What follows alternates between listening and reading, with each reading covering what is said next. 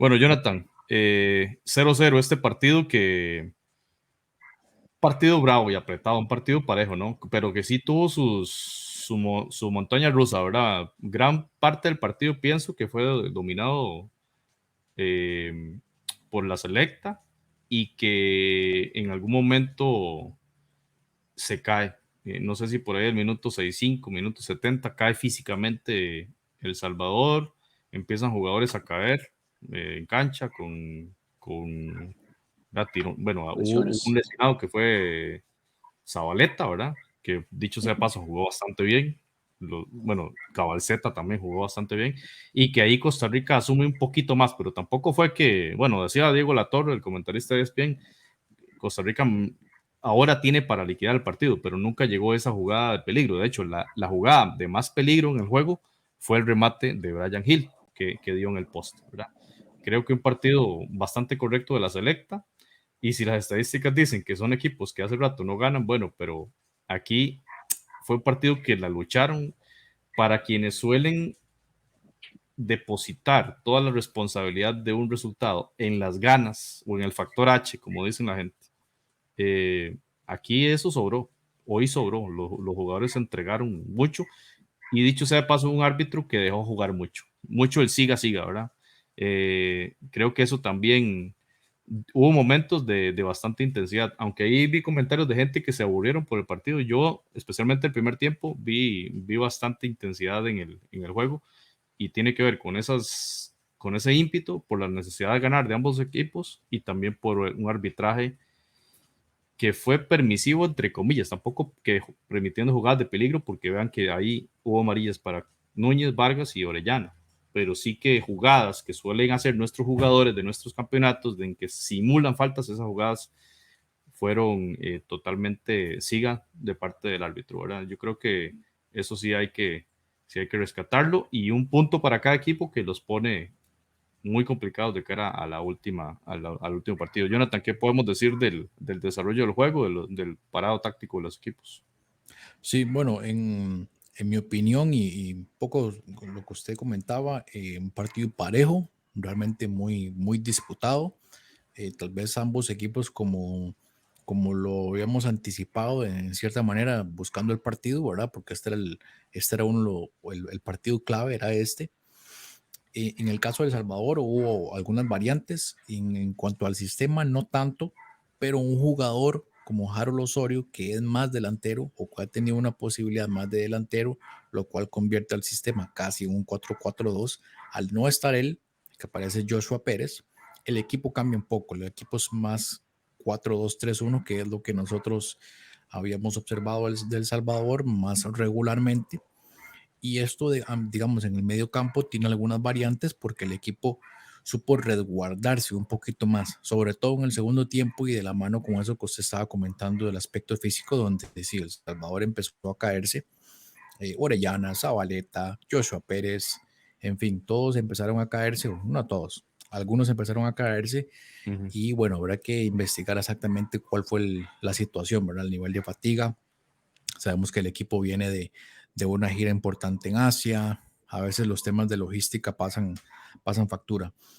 Más allá de eso, también la titularidad de Orellana, el regreso a la titularidad, y manda al banquillo a Cristian Martínez. Eh, y entonces el equipo, creo que como decía anteriormente, es más similar a lo que nosotros habíamos visto, la salida que ellos tienen con Orellana o a veces con Landa Verde, cambiando de roles. Por los extremos, bueno, por momentos aparecía Jairo Enríquez, por momentos Joshua Pérez por la izquierda, este, Tamacas que se metía por dentro, tal cual nosotros lo habíamos analizado. Entonces, es más a lo que nosotros estábamos acostumbrados. Ahora, a nivel de oportunidades, tal vez esto no se ve tan reflejado a nivel estadístico, pero sí, principalmente esa jugada de, de Brian Hill, ¿verdad? El rebote que pega en el poste fue tal vez la más clara que podríamos detallar. Uh -huh. En el caso de Costa Rica sí tiene un cambio táctico importante, deja de lado, digamos, ese 5-4-1 o 3-4-3 que había estado utilizando en los últimos juegos, y cambia más a un 4-5-1, puede ser 4-1-4-1, un sistema, digamos, sumando un jugador más en el medio campo, en términos generales. Y el equipo varía mucho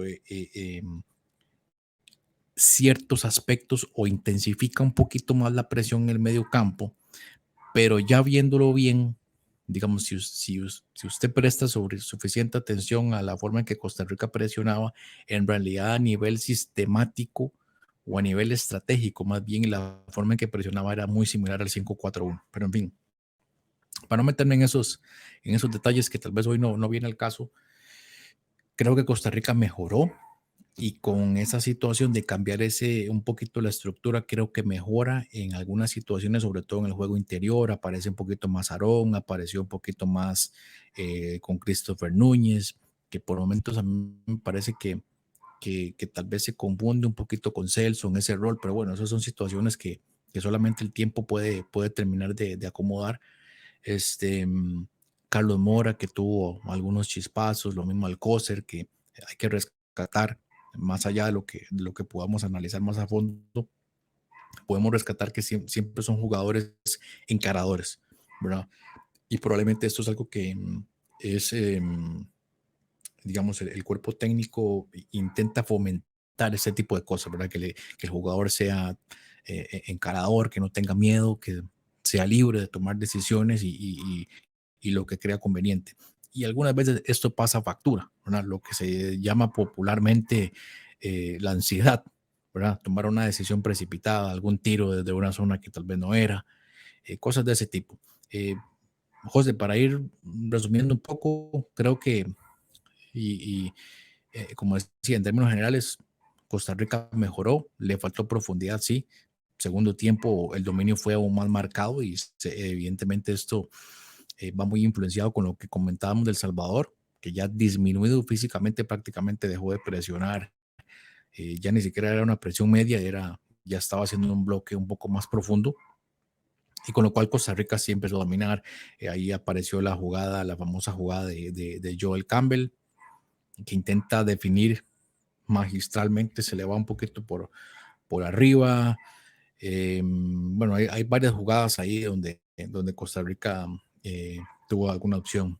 Creo que hay algunos elementos, sobre todo en ese último tercio, y era algo que nosotros comentábamos ayer, José, lo comentamos ayer en el partido de México-Haití, la forma en que México trabaja ese último tercio, tema de los centros, dónde, cuándo, cómo, Mucha diferencia. mucha diferencia, ¿verdad? Y eso en el caso de Costa Rica sí tiene ocasiones, llega a ese tercio, a ese último tercio, pero cómo finaliza, eso es importante, ¿verdad? Y que también el jugador vaya analizándose, vaya viendo el video y intentando mejorar en esos aspectos dentro de lo posible, ¿verdad? Dentro de lo posible. Yo creo que Suárez hoy apostó más a un equipo ofensivo, luego de la presión que le han metido, bueno, no solo los resultados, sino también el entorno, ¿no?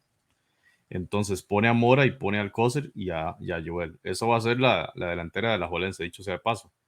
Pero Joel de 9, yo lo que veo de Joel de 9 es que él no se halla tan, o sea, no se encuentra muy cómodo en esa posición y cuando no le llegan pelotas, ¿qué hace él? Ir a la posición natural de él, la más habitual, que era donde estaba hoy Mora, por el extremo derecho. Muchas veces lo vimos ahí.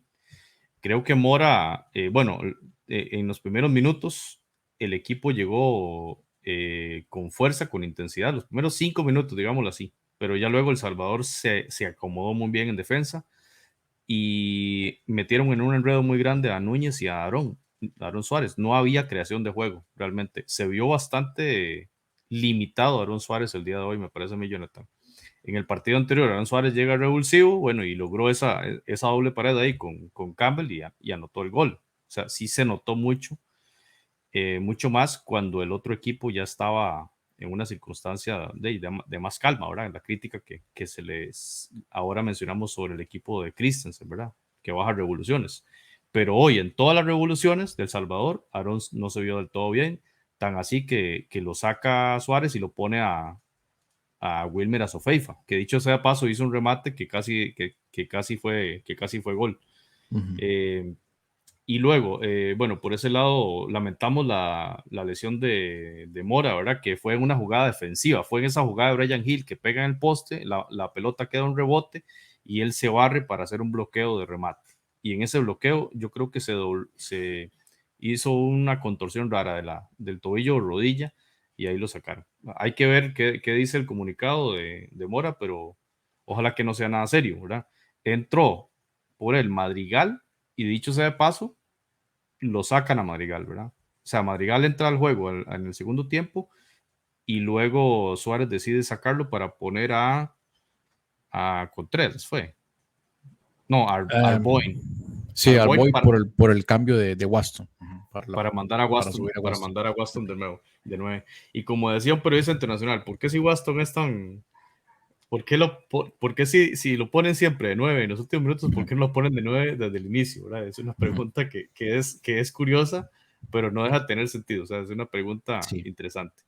De hecho, Hoy, José, tal vez ajá, para algunos dale, dale. hermanos centroamericanos que tal vez no lo tienen tan claro. Evidentemente, aquí en Costa Rica esto es un tema, ¿verdad? Ya muy repetitivo, pero Kendall Waston fue delantero también. Entonces, por eso es que tiene muy claros los conceptos, cómo moverse, algunos fundamentos importantes de esa posición, ¿verdad? Entonces, no es tan de ocurrencia, digamos. Hay algunas bases para eso. Yo sé que no se ve tan bonito, pero es un jugador particular en ese aspecto. Edgar Grajales dice: es como raro ver a Costa Rica perdido unidad de juego. Bueno, el partido contra Panamá se vio mal. Empezó con línea de 5, luego cambia a línea de 4 y por el flanco izquierdo defensivo de Costa Rica entró cualquier cantidad de veces Panamá. Y es raro, sí, hoy fue raro. Y hoy en los primeros minutos cede la iniciativa al Salvador con la idea de atacar con esas alas muy veloces, Alcócer y Mora, ¿verdad? Y obviamente el 9 de Campbell que tiene mucha velocidad, pero le duró muy poco realmente. Y ya cuando se vio superior físicamente, intentaba ser un equipo que dominase el balón y intentaba ir arriba, pero no logró la pegada. Casi cae el gol con lo de Wilmer Azufeifa, como repetimos, y en ese momento, Jonathan, es donde se ve mejor Jeffrey Valverde, que para mí, bueno, yo desconozco la historia de Jeffrey Valverde, pero para mí es un jugador más de vocación ofensiva. Entonces, cuando tiene tareas defensivas, se ve superado. Hoy lo superaron, lo dobleteaban, le hicieron varios túneles hoy, se vio mal defensivamente, y como digo, hasta que ya Costa Rica no recibe esa presión alta salvadoreña o esos ataques por izquierda, él ya siente más libertad de ir adelante y ahí es donde él se ve mucho mejor. Él se ve mucho. Cuando estaba en San Carlos, a él lo usó mucho Douglas Sequeira como lateral derecho. Pero ya cuando tenía lateral derecho recuperado de lesión, Wilber jugaba adelante, perdón, Jeffrey Valverde jugaba adelante de lateral y llegaba a línea de fondo. Ese para mí es la mejor versión de él. Sin embargo, sí creo que Costa Rica tiene una carencia en calidad de los laterales. Y eso le ha llevado, y eso lleva años, no es una cuestión de ahora. Como que no ha dado en el clavo para encontrar ese jugador ahí, claro, esos dos jugadores claves. Sí, bueno, el tema de Jeffrey, bueno, es un jugador ofensivo. Normalmente lo hemos visto por el sector derecho, pero incluso en Saprissa juega lateral izquierdo, ¿verdad? Entonces es muy curioso. En San Carlos ha jugado de lateral también, tal vez en una formación un poco más parecida al 3-4-3. Y en Costa Rica el Jeffrey pues ha variado un poco. Recuerdo un partido en el Azteca que jugó lateral también.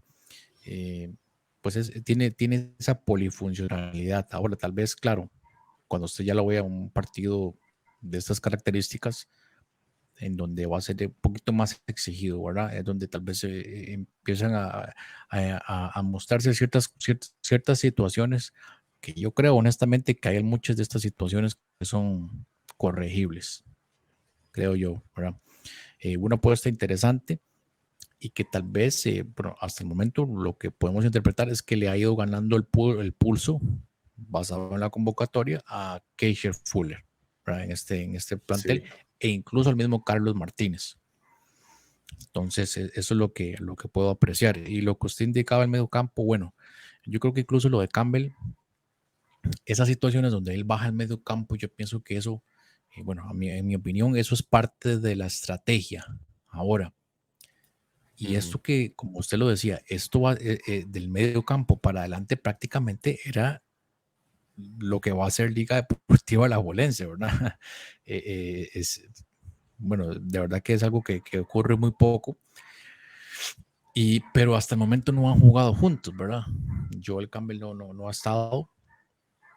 Vamos a ver cómo va desarrollando el equipo y cómo el entrenador de la Juela también va a acomodar a estos jugadores. Este, lo que sí coincido es eso, ¿verdad? Que Costa Rica tal vez no tuvo la profundidad que muchos hubiesen querido. Para mí mejoró en el juego interior, sobre todo.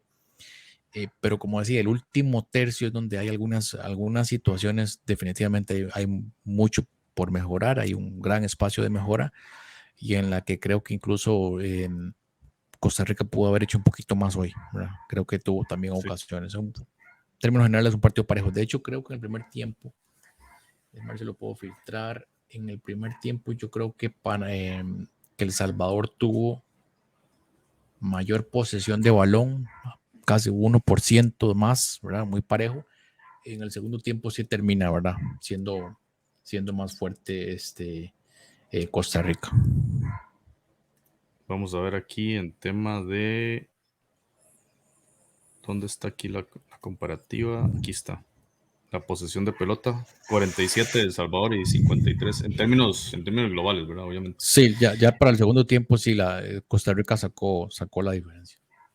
13 remates a marco Costa Rica, de hecho, 3 de esos fueron de Celso y los 3 fueron directos. Y bien, o sea, bien, tanto que el jugador del partido es Marito González, porque fueron remates bien, bien fuertes. De hecho, hubo peligro de desvío porque habían bastantes defensas adelante de Mario González. Un desvío a esa velocidad de balón, Jonathan, usted sabe Sí. que eso son microsegundos para reaccionar. Y Mario, bueno, lo hizo bastante bien. Le dan la estafeta ahí Incluso del jugador del partido. la jugada de Campbell, que él la tira por encima, el achique de él es muy bueno, claro. No, excelente. Campbell intenta definirlo genial porque Mario González le tapa el poder definir cruzado y Joel Campbell lo que hace es intentar tirársela por encima del primer palo, ¿verdad? Lo que pasa es que se le fue, pero la definición iba a ser muy buena.